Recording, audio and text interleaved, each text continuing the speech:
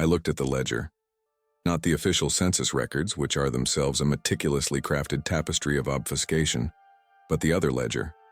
The one bound in dry, cracked leather, smelling faintly of soot and forgotten chemicals. A chemical used perhaps to suppress memory or maybe just a clumsy attempt at preservation. This ledger, marked simply the Annexation, 1845 through 1870, detailed the terrifying, staggering number of souls they had to account for after the Great Reset, the 200,000 orphans of the vanished world. They were not merely displaced children. They were the surviving inheritors of the old world, and their existence posed an existential threat to the nascent, fragile official narrative being constructed by the Institute. Think about that number. 200,000 children suddenly parentless, scattered across the ruins of the global civilization we now inaccurately label Victorian. Where were the parents? The narrative demands we believe they succumbed to cholera, or war, or random localized famine. But the scale defies statistical probability. It suggests a targeted, brutal demographic cleansing, leaving the youngest generation stranded, isolated, and ripe for institutional capture. The history books speak of philanthropy, of settlement houses, and the noble expansion of the education system. Lies. All of it. What we witnessed was the greatest forced adoption, the most extensive reprogramming effort in recorded human history. The children were the living conduits of knowledge. They remembered the free energy. They remembered the architecture that wasn't just decoration, but functional technology. They remembered a world where light came from the air, and sickness was banished by resonant frequency. They had to be silenced. And the most effective way to silence memory is to destroy the witness. The system they built for this purpose was monstrously efficient. It began with the orphan trains, a chilling mechanism disguised as mercy. Imagine the sheer, overwhelming logistical effort required to move tens of thousands of children across a continent supposedly still struggling to lay railroad track. These trains were not transportation. They were a dispersal matrix. They scattered the witnesses, ensuring no single community retained enough children to reconstruct the collective memory. They were deliberately placed with families, often poor, often desperate for labor, who had no connection to the old world and who were incentivized subtly or explicitly to suppress any mention of the past. The child was renamed. The history was vaporized. I hold a grainy photograph in my hand labeled Cincinnati Annex, 1876. It shows hundreds of small, serious faces, their eyes ancient and empty. They are dressed in identical coarse uniforms. They look like a freshly harvested crop. Look closely at the building behind them. It is a massive pre-reset structure, colossal stone blocks, arches that defy modern engineering, windows designed to capture and amplify atmospheric electricity. They housed the orphans inside the very technology they were being taught to forget. It was a cruel irony, a constant, silent reminder of what was lost, viewed daily through the lens of their institutionalized servitude. The Institute, the parasites who seized control during the collapse, understood something critical. Buildings are merely inert matter unless the knowledge of their operation is retained. If the inheritors are captured, the technology becomes nothing more than monumental masonry. They repurpose the energy collectors as poorhouses. They use the harmonic resonance chambers as dusty, echoing dormitories. They turn the vital energy stations into insane asylums. The children were the final key to locking the door on Tartaria. They were taught a new reductive science. They were taught to read books printed specifically for the new regime, books that replaced centuries of advanced knowledge with the crude, mechanical limitations of the steam age. This wasn't education. This was intellectual amputation. And the evidence of this colossal crime? It is always handled with surgical precision.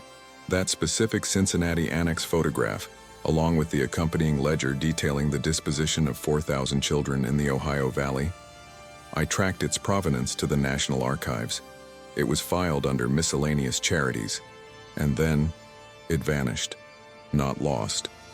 It was incinerated, officially listed as damaged beyond repair due to water ingress during the 1934 basement purge.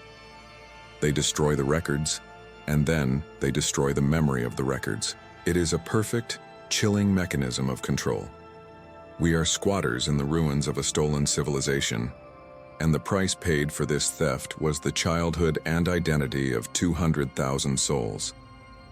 They were sold into silence.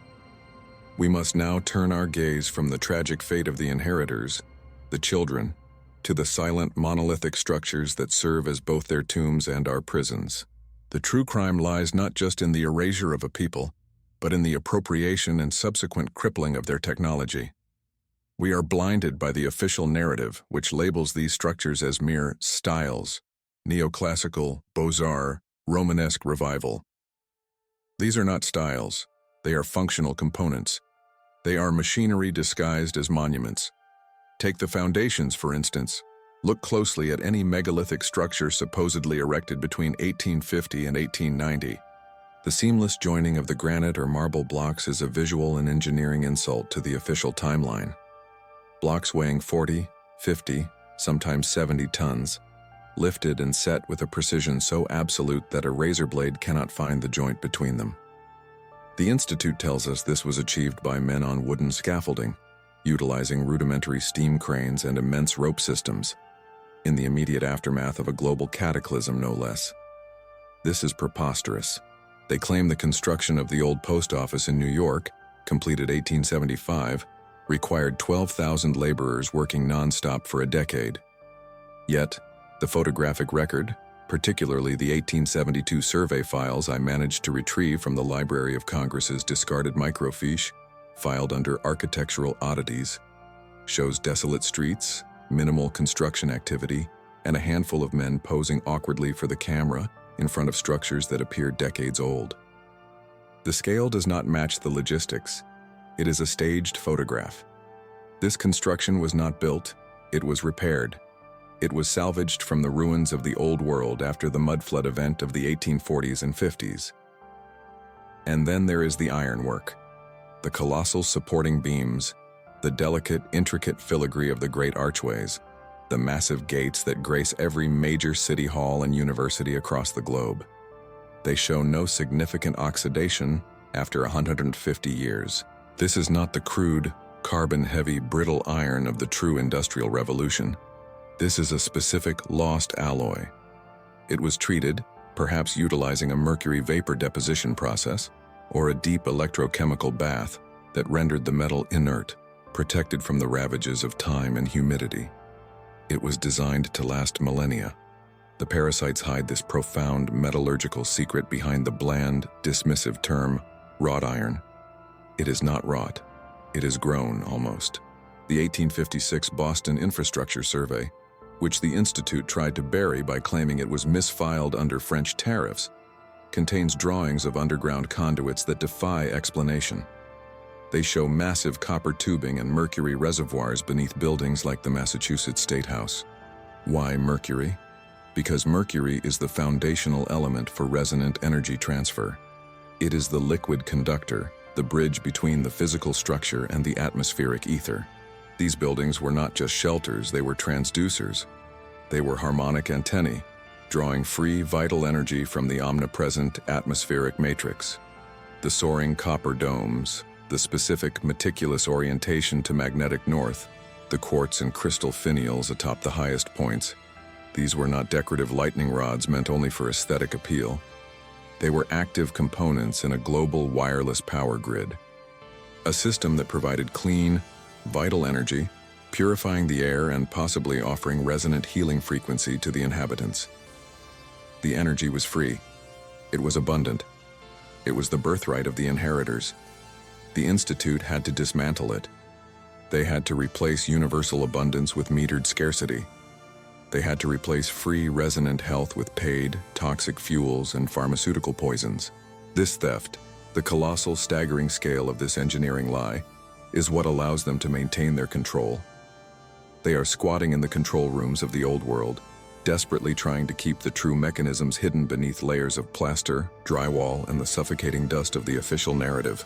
We walk past the evidence every single day, blinded by the notion that our ancestors, who struggled to keep street lamps lit, somehow managed to erect buildings that defy modern physics. It is the ultimate psychological operation. The buildings themselves are screaming the truth, but we have been deafened by history books written in the 1890s by the very men who profited from the destruction. I have held in my hands the original 1888 blueprints for the Chicago Auditorium building, drafted by Louis Sullivan. There are notations, scribbled in the margin by an unknown engineer, a desperate, defiant hand, referring to the necessity of calibrating the resonant frequency to the ambient etheric flux. This blueprint, along with the accompanying ledger detailing the non-standard, platinum-infused wiring, was officially destroyed during the Great Fire of 1901.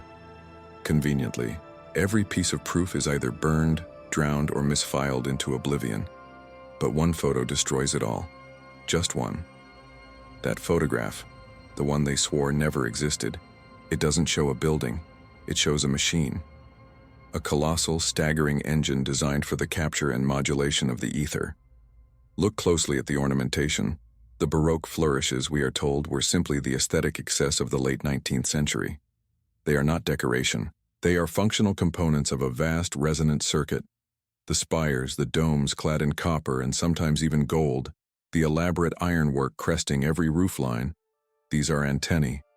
They were designed to pull the free, ambient energy that permeates our world.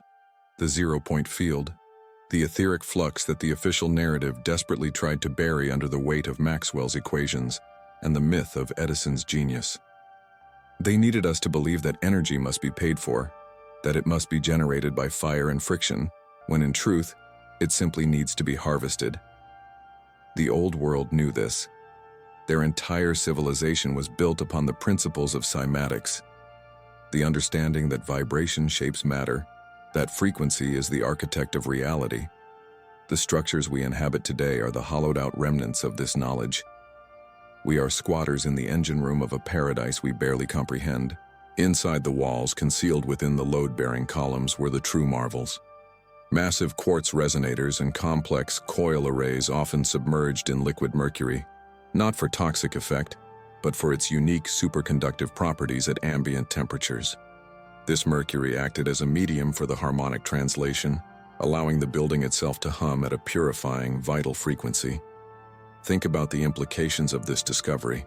If the buildings were generating light and heat from the ether, where did the coal and petroleum industries come from? They were invented. They were engineered into existence by the parasites specifically to replace a free, decentralized system with a centralized, metered, and profitable one. It was the great substitution. They didn't just steal the technology, they manufactured scarcity. This theft extended far beyond simple utilities. The resonant frequency generated by these structures was not merely for illumination, it was profoundly therapeutic. If frequency shapes matter, then specific harmonic frequencies can repair corrupted biological structures. The old world did not rely on the toxic methodologies of modern pharmaceuticals. They used sound. They used the gentle, persistent vibration of the etheric current flowing through the very stones of their cities to maintain robust health. Their architecture was their vital cleansing chamber.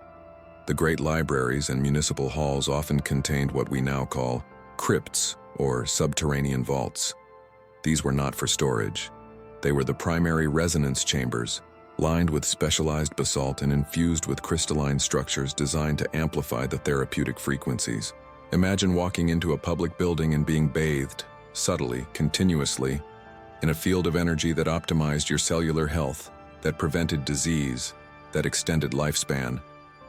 This was the true function of their public squares and grand fountains. They were nodal points in a colossal, city-wide healing grid. They stole this paradise from us. They replaced free, vital resonance with paid poison. They replaced prevention with profit. I have held the schematics in my own hands. I have felt the brittle, dusty paper detailing the internal configuration of the mercury accumulator and atmosphere purifier housed beneath the Cincinnati Union Terminal. The diagrams show intricate pipework and vacuum seals designed to maintain the mercury bath and convert the etheric influx into a powerful, localized field. This was not chemistry. It was physics bordering on alchemy.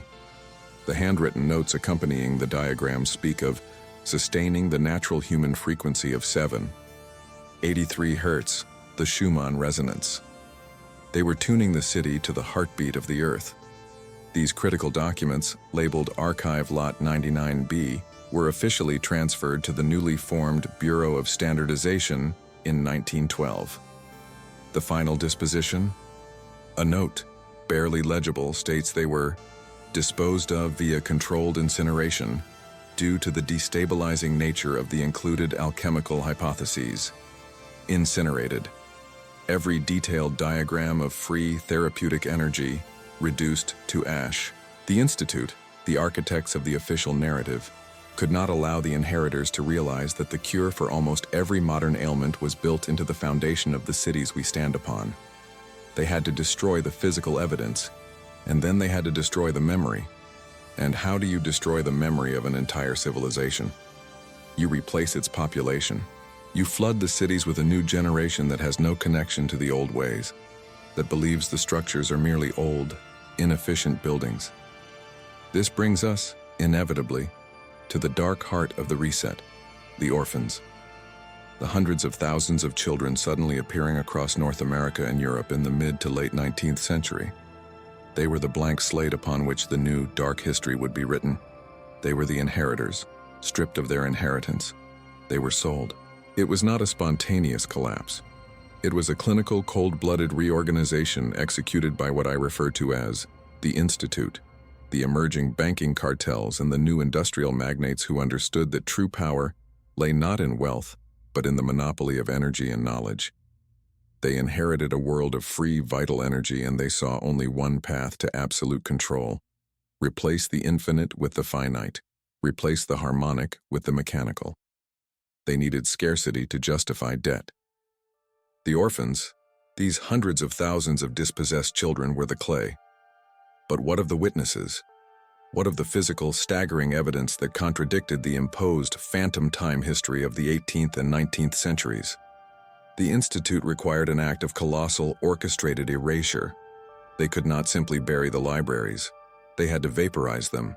This brings us to the Great Fires: Chicago, 1871, Boston, 1872, London, Hamburg, countless others, all synchronized within a narrow window of 2 decades. The official narrative tells us of Mrs. O'Leary's cow and poor urban planning, a lie so flimsy it insults the intelligence of a child. These fires were surgical strikes, aimed specifically at the centers of Old World knowledge, archives, and, most importantly, the repositories of Antiquitech. Think of the massive cyclopean structures of the Old World, the libraries built with such enduring stone and iron.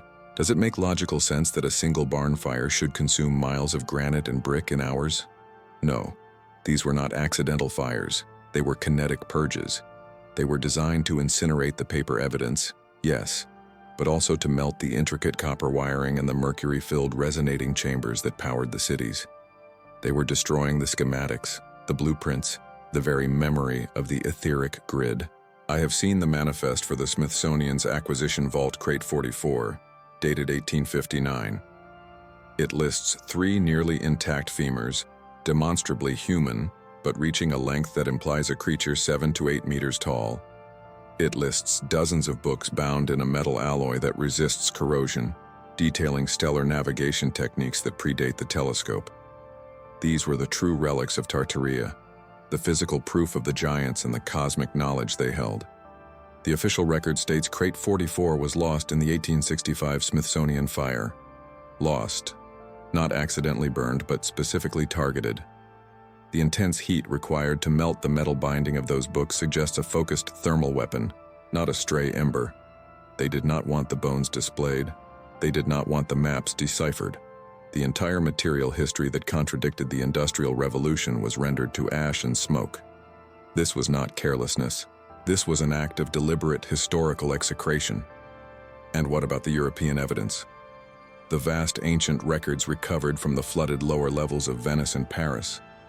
The Institute ensured that anything too large to be burned, too complicated to be dismissed as a mere architectural curiosity, was simply disposed of.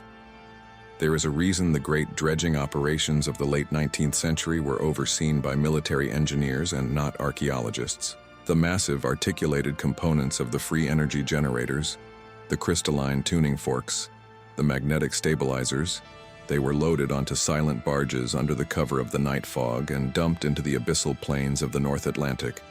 They are still down there, rusting monuments to the greatest crime ever committed against humanity. They replaced free energy with the brutal necessity of coal, oil, and the steam engine. They replaced purifying harmonic resonance technology with toxic, debt-driven pharmaceuticals. They forced us to pay for the light we breathe, the heat we need, and the healing we deserve. We are squatters in the ruins of a civilization that offered everything for free, now paying usurious rent to the descendants of the criminals who stole it. This is why the architecture remains our silent, screaming witness. They could burn the books, they could dump the bones, but they could not dismantle the colossal infrastructure without admitting their crime. They simply repurposed the energy receivers as churches and state buildings. They renamed the old world, and then they sold us the mortgage. Look at the structures surrounding you. They are not merely old buildings. They are defunct power stations. They are the mausoleums of our stolen inheritance, and every brick tells a story they tried desperately to silence. The narrative they imposed upon the orphans, upon us, is a gilded cage built upon the ashes of truth. We must look past the paint and the plaster, past the false facades of Roman and Greek revivalism, and see the copper wiring still buried deep within the cornerstone. The energy is still there, dormant, waiting for the inheritors to remember how to turn the switch. The energy is still there, dormant, waiting for the inheritors to remember how to turn the switch. This is the profound, aching truth that haunts the archivist in the desolate hours of the morning. It is the Sodad, that deep, melancholic yearning for a past that was not just technologically superior but spiritually whole. We are taught to look at the old world's colossal structures and see vanity, excess, or the forced labor of an early industrial age. But when I look at those magnificent ironclad buildings, I see a staggering benevolent system that provided vital, cleansing energy to all, simply by existing in harmonic resonance with the planet. They did not charge for the sun, they did not meter the air. And that, inheritors, is why they had to be erased. The Institute, the parasites who executed the reset, could not monetize the ether. They could not profit from a population that was inherently healthy, nourished by free energy, and a frequency that stabilized the human condition. So they performed the great substitution. They replaced the elegant, silent power grid with the crude, polluting spectacle of coal, oil, and centralized, profit-driven utilities. They replaced the sonic healing temples with the modern hospital, a labyrinth of perpetual debt and chemically induced dependency. They didn't just conquer a civilization. They engineered a scarcity mindset into the very foundation of our existence. Look at the smokestacks that appeared across the world, seemingly overnight, in the 1870s. They tell the lie. They are not signs of progress, they are monuments to regression. They are the brutal, visceral proof that they took the infinite and replaced it with the finite. They forced the surviving orphans, our ancestors, to believe that struggle, dirt, and noise were the natural state of existence. They incinerated the evidence that proved otherwise. We have records of the magnetic, non-rusting iron, a Tartarian alloy, used in the construction of the Philadelphia Centennial Exhibition's main hall. An entire wing of that structure was mysteriously deemed structurally unsound and demolished within 6 months of the closing ceremony. The samples recovered, cataloged under Anomalous Materials Crate 44, were supposedly transferred to the Smithsonian in 1878. They vanished, not misplaced. Vanished. The official explanation is a clerical error. The truth is, they cannot risk the inheritors studying the building blocks of the old world, because the very elements defy the laws of physics, as taught in their imposed curriculum. We are squatters in their abandoned palaces. We have painted over the copper domes, ripped out the mercury vaporizers, and filled the resonating chambers with offices and filing cabinets. We mistake a library for a silent battery, a museum for a transmission hub. The architecture itself is the forbidden file written in stone and iron, and they rely on our intellectual complacency, on the historical amnesia that renders us incapable of recognizing the genius beneath our own feet. They think the orphan generation, us, will never look up, never connect the dome to the spire, the obelisk to the global grid. They think the weight of their official narrative is too colossal to shift. But every time a storm passes and the streetlights flicker, every time a lost artifact surfaces from the mud, the seal on the vault weakens. We are waking up to the staggering realization that the old world was not a primitive past, but a stolen future. We stand before a closed gate, a colossal, ornate structure built of materials we cannot replicate. Behind that gate lies the memory of abundance, of freedom, of the true, benevolent human potential. The parasites have sealed the lock and scattered the keys. But here is the final, chilling question that keeps the archivist working through the night. If the Tartarian civilization was globally erased, and the reset required the mass indoctrination of 200,000 orphaned children to repopulate the ruins and provide a false history, then who exactly are we teaching our children to become? And if the energy grid is merely dormant, waiting for the right harmonic frequency to awaken it, what happens to the false world they built when the inheritors finally remember the tune?